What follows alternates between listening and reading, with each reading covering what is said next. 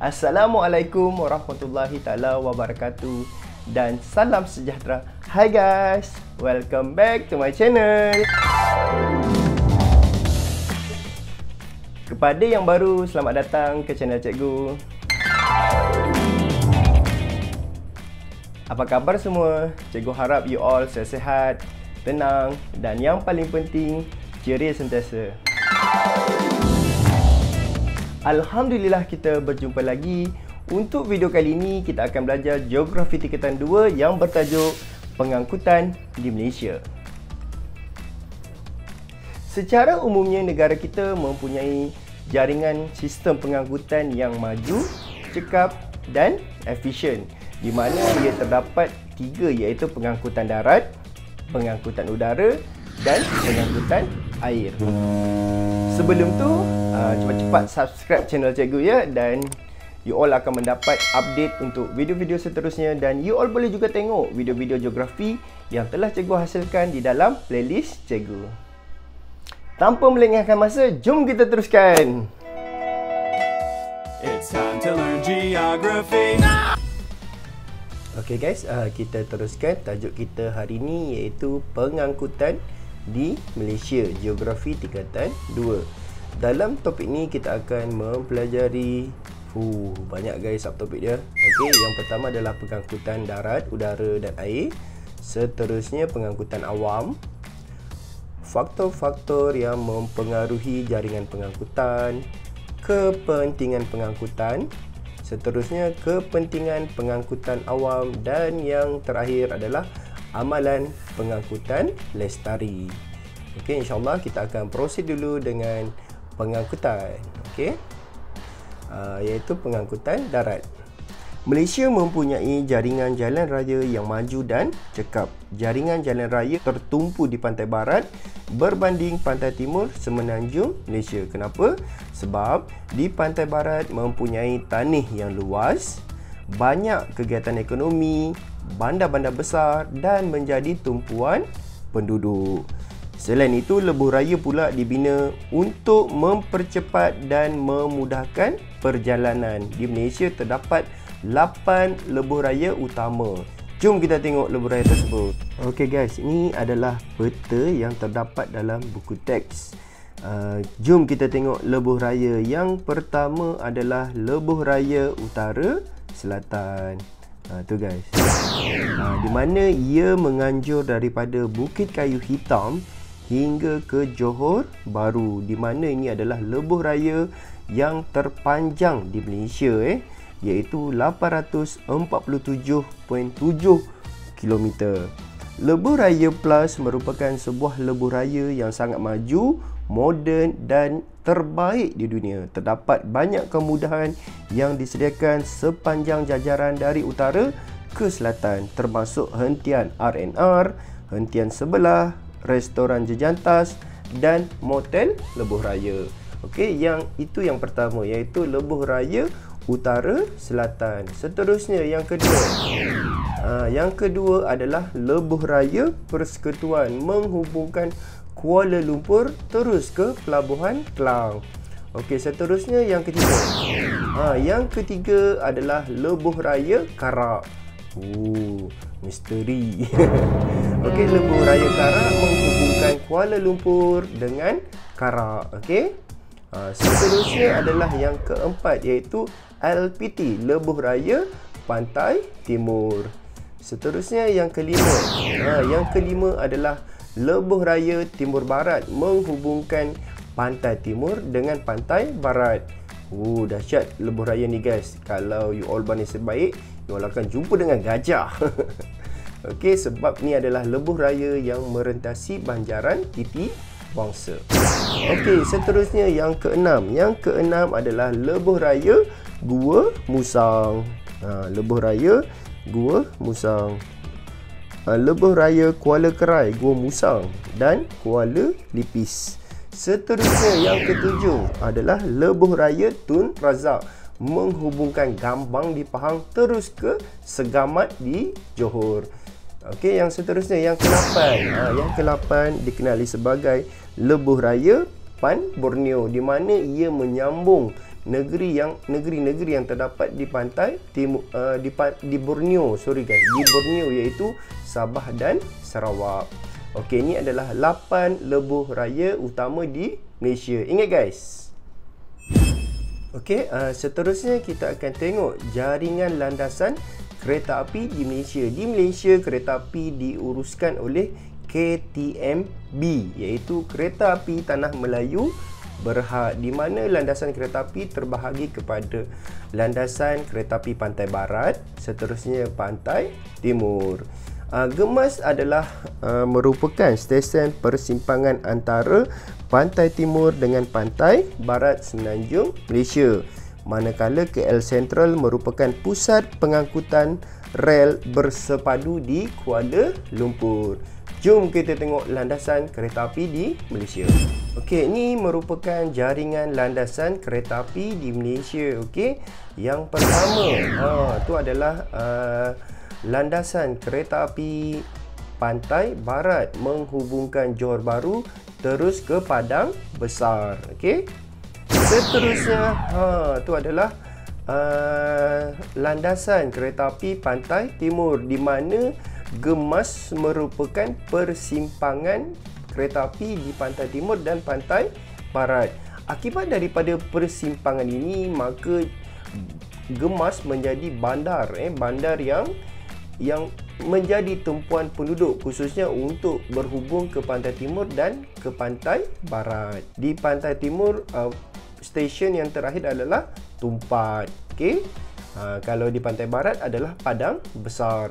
Seterusnya terdapat juga landasan kereta api di pantai di Sabah, khususnya di Pantai Barat Sabah, yang menghubungkan Tenung, Beaufort, Papar dan Tanjung Aru. Okey, boleh guys. Cikgu nak tanya ni, apakah negeri yang tidak terdapat landasan kereta api? Jawapannya adalah Terengganu dan Sarawak. Okey, seterusnya kita akan tengok pengangkutan udara di Malaysia. Di Malaysia terdapat lapangan terbang antarabangsa dan lapangan terbang domestik. Terdapat 6 lapangan terbang antarabangsa dan 16 lapangan terbang domestik. Apa beza kedua-dua ni guys? Bezanya adalah pada bangunan lah kan. Biasanya lapangan terbang antarabangsa lebih besar berbanding domestik, dan yang keduanya adalah landasan. Biasanya lapangan terbang antarabangsa mempunyai landasan yang panjang, sebab lapangan terbang ini membenarkan pesawat besar untuk take off ataupun berlepas dan mendarat. Sebab ia memerlukan jumlah jarak yang panjang untuk dia memecut dan dalam bahasa mudahnya, dia bila dia landing kan, dia akan ambil jarak yang jauh untuk dia mengurangkan kelajuan. Okey, berbanding dengan lapangan terbang domestik, dia hanya pendek, landasannya pendek, sebab dia hanya membenarkan Boeing 737 untuk landing dan berlepas. Okey, di manakah lapangan terbang ini? Jom kita tengok guys. Ini adalah lapangan terbang antarabangsa di Malaysia. Okey, yang pertama, yes, Langkawi guys, Langkawi. Lapangan terbang antarabangsa Langkawi. Yang kedua, Bayan Lepas.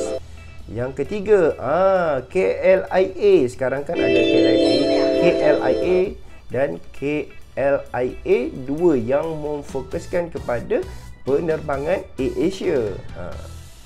Seterusnya, Johor guys, lapangan terbang antarabangsa Senai. Seterusnya Kuching, dan yang keenam adalah lapangan terbang antarabangsa Kota Kinabalu. Okey, ingat tu guys. Seterusnya kita akan beralih kepada pengangkutan air. Pengangkutan air kita fokus kepada pelabuhan. Pelabuhan merupakan rangkaian pengangkutan yang penting untuk urusan perdagangan. Berikut adalah pelabuhan utama di Malaysia. Jom kita tengok. Okey, peta ini menunjukkan pelabuhan utama di Malaysia. Okey, yang pertama, Pelabuhan Pulau Pinang. Pintu masuk ke Semenanjung Malaysia merupakan mempunyai perkhidmatan feri dan marina. Seterusnya, Pelabuhan Klang merupakan pelabuhan utama yang dikenali sebagai pusat muatan negara untuk kontena tempatan dan serantau. Terdiri daripada 2 terminal iaitu North Port dan West Port. Okey, yang seterusnya Pelabuhan Tanjung Pelepas. Okey, seterusnya adalah Pelabuhan Johor Pasir Gudang. Seterusnya Pelabuhan Kuantan. Seterusnya kita bergerak ke Borneo. Ya, Pelabuhan Kuching. Seterusnya Pelabuhan Bintulu. Dan yang terakhir adalah Pelabuhan Teluk Sepanggar, Kota Kinabalu, Sabah. Okey guys, seterusnya kita akan fokus kepada pengangkutan awam di Malaysia. Pengangkutan awam di Malaysia terbahagi kepada 3 iaitu pengangkutan darat, udara dan air. Okey, untuk pengangkutan awam darat iaitu jalan raya, terdapat bas, taksi dan e-hailing. Okey, e-hailing merupakan proses menempah ataupun memesan kereta dengan menggunakan smartphone. Contohnya Grab lah kan, Seterusnya adalah kereta api. Terdapat monorail, KTM komuter, LRT, MRT, ERL dan ETS. Okey, ini adalah rangkaian pengangkutan awam darat di Malaysia. Seterusnya adalah iaitu kapal terbang. Antara syarikat yang menyediakan perkhidmatan penerbangan, yang pertama adalah MAS, Malaysia Airlines System, dan yang kedua adalah AirAsia dan banyak syarikat-syarikat lain guys. Manakala pengangkutan air iaitu feri dan bot kan, khususnya kalau feri yang ingin daripada Kuala Kedah, daripada Kuala Perlis ingin pergi ke Langkawi, mereka akan naik feri lah. Seterusnya adalah bot kan. Boleh guys? Okey, seterusnya kita akan fokus kepada faktor-faktor yang mempengaruhi jaringan pengangkutan. Okey, terdapat 4 faktor yang mempengaruhi pengangkutan iaitu bentuk muka bumi, kemajuan teknologi, dasar kerajaan dan kegiatan ekonomi. Yang pertama adalah bentuk muka bumi. Tanah tinggi. Pembinaan jaringan pengangkutan adalah sukar dan menelan kos yang tinggi sekiranya jaringan pengangkutan dibina di kawasan tanah tinggi. Selain itu, ia juga berisiko guys, sebab mudah terjadinya tanah runtuh dan macam-macam lagi lah kan. Seterusnya adalah tanah pamah.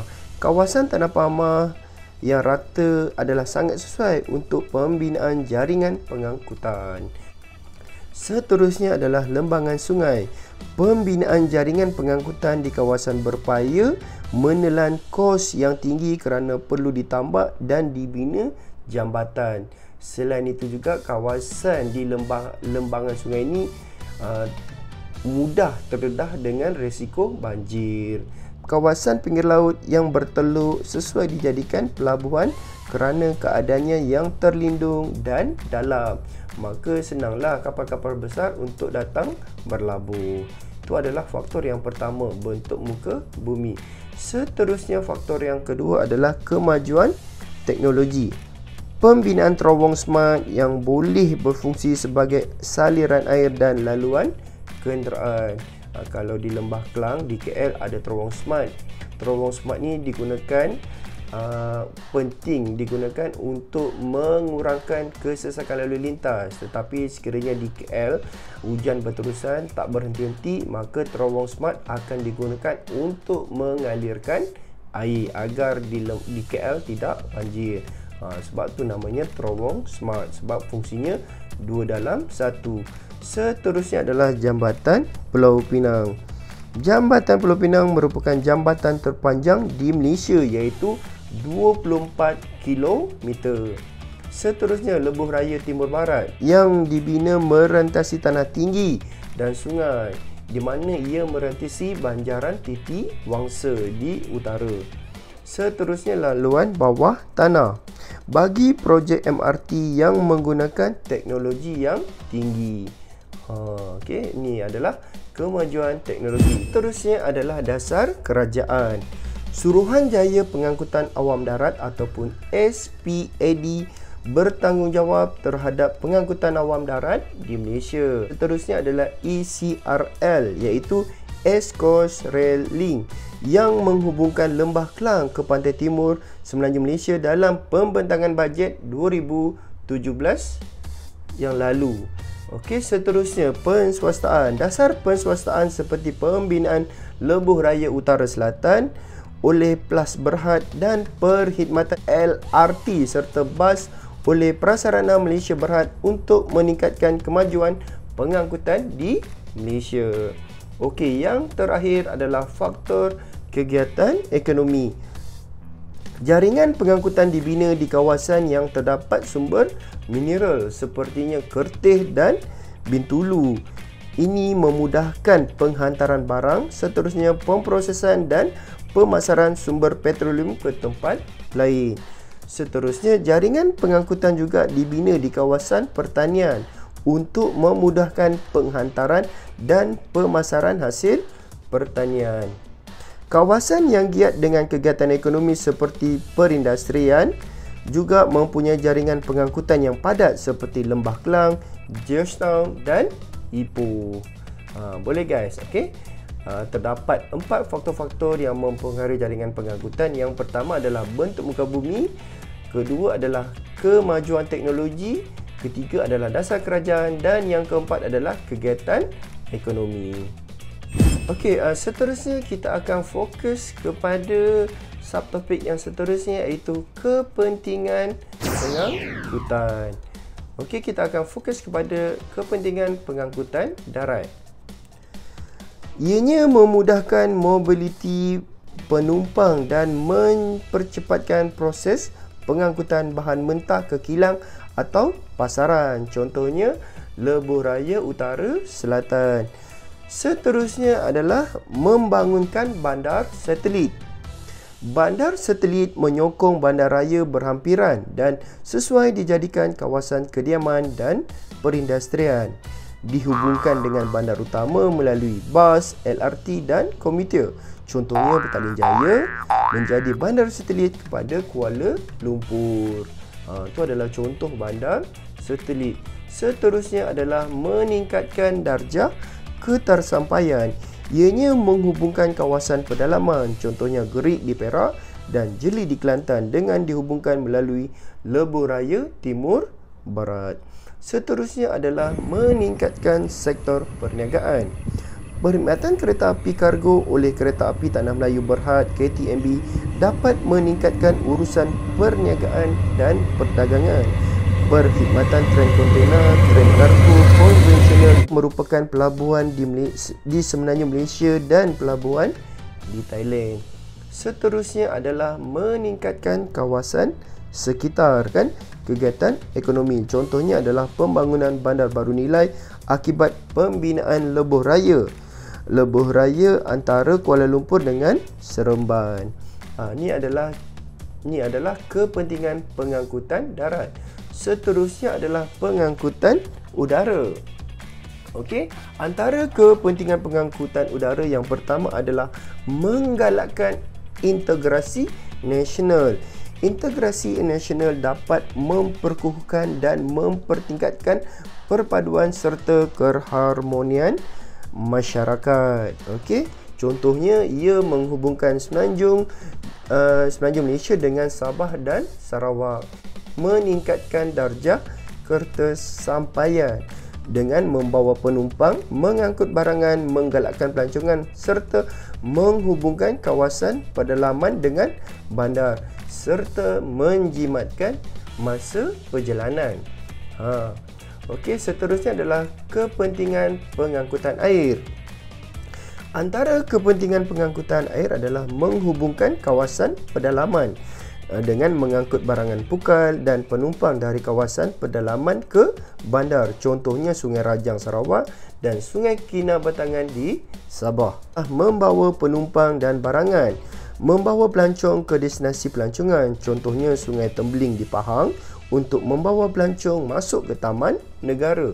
Selain itu, ia juga digunakan untuk membawa barangan. Contohnya perkhidmatan feri labuan menumbuk di Sabah dan perkhidmatan bot seperti ke Pulau Tioman, Pahang dan Pulau Langkawi di Kedah. Untuk urusan perdagangan, pengurusan perdagangan import dan ekspor dengan negara luar, contohnya Pelabuhan Kelang di Selangor, Pelabuhan Kontena Teluk Sepanggar di Sabah dan Pelabuhan Kuching di Sarawak. Kos pengangkutan lebih murah serta menyediakan ruang kargo yang luas bagi mengangkut barangan pukal. Kepentingan pengangkutan awam. Okey, yang pertama adalah dapat mengurangkan kesesakan lalu lintas. Penggunaan sistem pengangkutan awam bersepadu dapat mengurangkan bilangan kenderaan di jalan raya, memajukan industri pelancong. Perkhidmatan teksi, bas dan rel bersepadu memudahkan pergerakan pelancongan dalam negara. Seterusnya, dapat mengurangkan kos.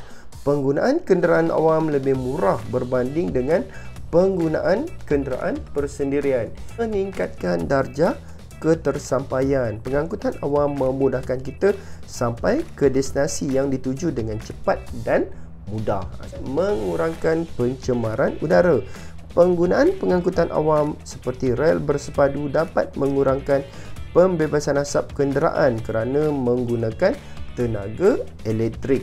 Dan yang terakhir adalah peluang pekerjaan. Perkhidmatan teksi, bas dan rel bersepadu menawarkan pelbagai peluang pekerjaan kepada penduduk. Amalan pengangkutan lestari. Ni adalah sangat penting guys. Okey. Kita wajib menjaga kelestarian alam. Okey, ada 3 sahaja, iaitu kereta elektrik dan hybrid, berkongsi kereta dan penggunaan pengangkutan awam.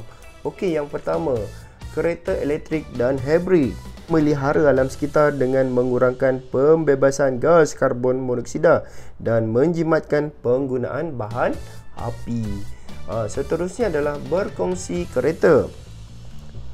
Dapat mengurangkan masalah kesesakan lalu lintas dan pengangkutan awam percuma oleh pihak kerajaan, contohnya perkhidmatan bas bandar Go KL dan bas muafakat Johor. Okey, itu adalah amalan pengangkutan lestari. Alhamdulillah, you all telah mempelajari tajuk pengangkutan di Malaysia. Cikgu harap you all faham apa yang telah cikgu sampaikan. Kepada pelajar yang tengok video ni sehingga habis, you all komen kat bawah tu, cikgu saya tengok sampai habis. Cikgu akan bagi korang love guys. Okay, korang memang terbaik. Okay, kepada yang masih belum subscribe, mohon subscribe channel cikgu. InsyaAllah cikgu akan teruskan dalam membuat video-video geografi. Lagipun subscribe ni mudah je, free je guys. Okay, percuma je. Okay, cikgu rasa itu sahaja yang ingin cikgu sampaikan. InsyaAllah kita akan berjumpa lagi dalam video geografi seterusnya. Wabillahi wa taufiq wal hidayah. Wassalamualaikum warahmatullahi taala wabarakatuh. #WeLoveGeography. Bye guys.